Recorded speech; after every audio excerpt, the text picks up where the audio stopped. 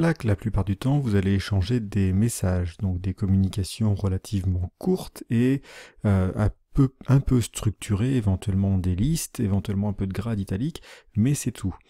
Comment faire si vous voulez travailler sur un contenu un peu plus mis en page sans pour autant passer par un service cloud comme un Dropbox Paper par exemple ou un Google Doc? Vous avez dans Slack une fonctionnalité qui s'appelle le mémo ou le post, et c'est ce que nous allons regarder et voir ce que cela donne en termes de partage. Donc comment ça va fonctionner? À partir d'un bouton qu'on n'a pas encore vu pour l'instant, qui est ce bouton plus à gauche. Le bouton plus va permettre un certain nombre de choses, donc on ne parlera pas là de l'extrait de texte ou de code. Les fichiers Google Doc, c'est l'intégration qu'on a fait avec Google Drive dans une vidéo précédente, qui nous permet également de créer à partir de Slack des fichiers Google Doc, Google Sheets ou Google Slide. On a de la même manière là la possibilité de faire un lien avec donc Dropbox et Google Drive que j'avais intégré à mon Slack, et ici le mémo qui nous intéresse pour l'instant. Donc on va créer le mémo en cliquant là-dessus. Je vais juste remettre la fenêtre. Donc Slack ouvre une nouvelle fenêtre qui est celle du mémo. Et en fait c'est un document texte, mais un peu plus mis en page, qui va nous permettre d'éditer donc du contenu. Et la différence, c'est qu'ici, on a des possibilités de formatage. Donc, on va faire mémo, hop, on va taper les bons caractères, mémo inter équipe, voilà.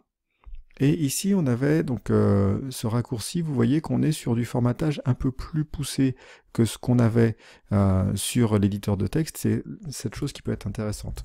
Titre, et on va être contenu du paragraphe.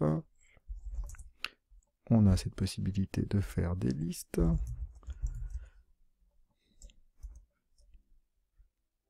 Et là, on va remettre un titre 2. Voilà. Donc là, on est sur un contenu qui est un peu plus borné. Vous remarquerez aussi un des points qui peut être très intéressant, c'est la checklist. Parce que derrière, ce qui va être très utile, c'est qu'on peut utiliser ce type de document pour partager justement une checklist entre personnes, et comme on l'a vu tout à l'heure, vous la mettez en épingle ou en favori, et le document est disponible à tous. Donc ça, c'est le premier point en termes de formatage. On est sur un éditeur de texte un petit peu simplifié, mais qui contient des fonctionnalités supérieures à ce qu'on avait sur les messages, et notamment donc le formatage des titres, les listes et les checklists qui peuvent être très utiles. Pour l'instant, ce fichier, je l'ai édité moi tout seul. Ce qui est intéressant, c'est qu'on a ici ce bouton partager. Et donc là, je vais pouvoir mettre le fichier, le texte à disposition de l'ensemble de la chaîne, et je vais même pouvoir permettre à d'autres personnes de le modifier. Notez que puisque je peux permettre de le modifier, ça veut dire que je pourrais aussi ne pas permettre la modification, et dans ce cas-là, on est en lecture seule. Donc je peux soit choisir de publier, de produire le document, soit le mettre en modification pour tout le monde. Et je partage. Voilà. Et donc là, je dis modification terminée. Hop. Et donc le mémo est fermé. Donc voilà le mémo à l'intérieur de la chaîne Un Slack un jour. Vous remarquerez aussi au niveau du contenu, donc on a une visibilité ici du contenu comme on l'aurait sur des fichiers texte. On a des informations qui apparaissent ici, je peux copier le lien, et surtout, donc je peux retourner dans les modifications, et donc nous pouvons chacun faire nos modifications sur le fichier.